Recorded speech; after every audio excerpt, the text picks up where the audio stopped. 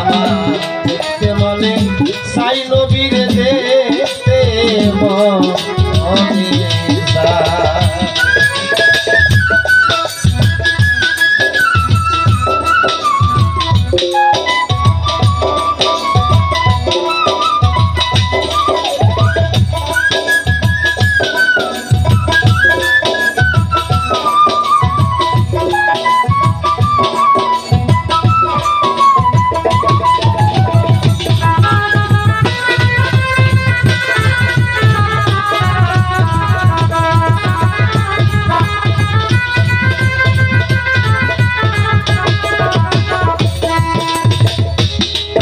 আমি হইতাম যদি মদিনার শহর, আমার উপর বসত করত নবীর বংশধর।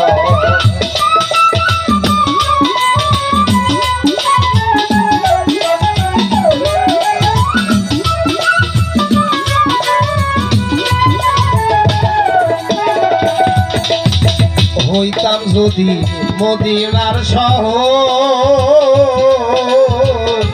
আমার উপর বসত করত নবীর বংশধর। মদিনার বাতাস হইয়া, মদিনার বাতাস হইয়া লাগতাম নবীজির গায়।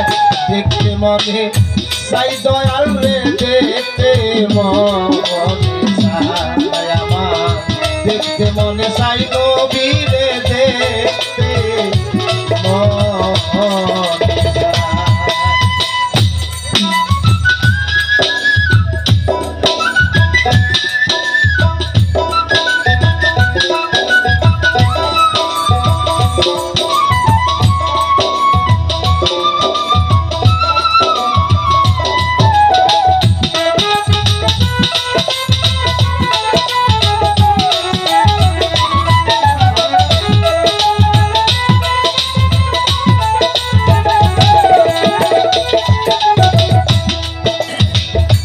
নবী আমার সোনার ছেলে,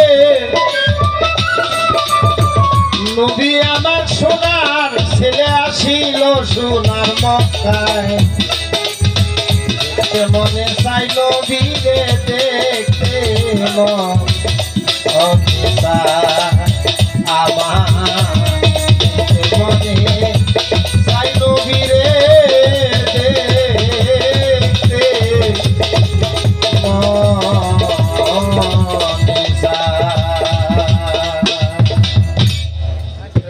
গানের পালা হলো শরীয়তার মারিফত। আমাকে মারফত তথ্য দিয়ে আমার আজকে যিনি প্রতিপক্ষ হয়ে গান গাবে বিলকিস পারভীন, উনি নিয়েছে শরীয়তের পালা। মারফতের লোকজন তারা, তারে মসজিদ নাই, যারা শরীয়ত প্রান্তি তারা মসজিদে আজান দেয়, শোনা যায়। মুসলমান আছে, হিন্দু থাকলে শামুক বাজায়, ওই খ্রিস্টানেরা থাকলে বেল বাজায়। আসলে তোমার এরকম কোনো সংকেত নাই। প্রকৃতির ভিতরে সংকেত, ধর্মের এমন কোনো সংকেত, কোনো বাজনা আদি এগুলি প্রয়োজন বাদে না। ফকিরের কাছে বড় সম্পদ হইল যেসব পণ্ডিতেরা গান বেঁধে গেছে, এই গান নিয়ে সমালোচনা করা। আর এবাদত হইল নিজের মধ্যে।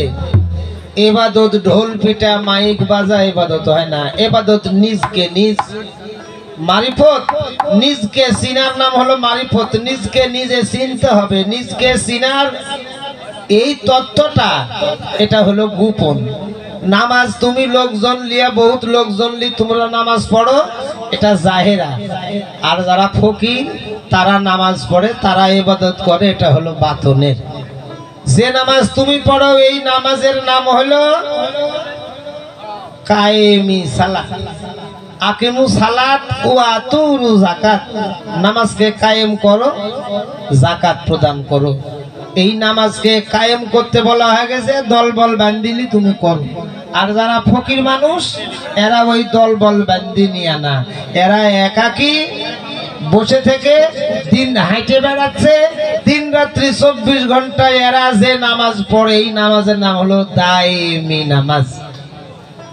দায়েমি নামাজ পড়ে যারা ফকির তারা আইডি হলো গোপন। তোমার সাথে ঝগড়ার তো কিচ্ছু নাই, তুমি করো জাহেরার ইবাদত, ফকিরেরা করে বাতনের ইবাদত। জাহের আর বাতন এই হলো বিষয়, এখানে কোনো গন্ডগোল মারামারি না। এই তত্ত্বটা খালি ইসলামের মুসলমানের মধ্যে আছে তা না দরদিরা। আপনারা হিন্দুর সমাজে যাচাই করে দেখবেন, হিন্দুর সমাজে মাটির পুতুল তৈরি করে পূজা করা এই এক গোত্র লোক, এদের গোত্র হলো বেশি। আর গুরু ধরে নিজকে নিজে চিনার জন্য এই গুরুর পায়রবি করে এরা গোত্রে হলো কম, ওদের মধ্যেই আছে। খ্রিস্টান ধর্মের মধ্যে যাবেন, ওদের মধ্যে একটা গোত্র আছে মানুষ বিশ্বাসী। হযরত রাসূলুল্লাহ এই তথ্যটা দিয়া গেছে হযরত আলীর মধ্যে দিয়া, এই মানুষ বিশ্বাসী, মানুষকে বড় জেনে মানুষের খেজমত পায়রবি করে আল্লাহকে পাওয়ার উদ্দেশ্যে তারা এই ইবাদত করে থাকে। তাহলে এখানে আর কোনো বাদ বিসম্বাদ রইল না। তুমি বাতনের ইবাদতে আসি দেখো, তুমি ওই ইবাদত তোমার আর মনে ভালো লাগবে না, তোমার ওই ইবাদত আর ভালো লাগবে না। তুমি আস্তে আস্তে নিজ আল্লাহ আল্লাহর রাসূল সব যখন আস্তে আস্তে জানি নিজে নিজে নিজের জ্ঞানে একটু জ্ঞানান্বিত হবে, তখন দেখবে আরো 10টা মানুষের থেকে তুমি একটু আলাদা।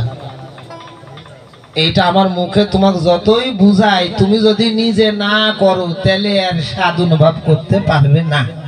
তবে প্রথমবার উঠলাম দেখি উনার আরো কিছু ঝাড়াফু আছে নাকি, না এইটি শেষ ঝাড়াফু, আমি তো আসি এইবারকার মতন অল্প রূপতি দিয়া থুইয়া যায়। কি একটা গান গাইছে কোন তো সহ্য করা যাবে এখানে, বলো কামলা খাটতে উঠি যাইছুম গাইবান্ধা শহরে। ওরা তো উত্তরই লোক, ওরা বইয়ের সাথে লেনদেন করে, গরুর সাথে লেনদেন করে, তাই না? এখন ওই দেশের লোক কাজ করতে যায়, বাড়িতে এসে বইয়ে ঠিক মতো ভাত দিতে পারেনি, না পারুক ওই বইয়ে আবার কি বলছে জানো?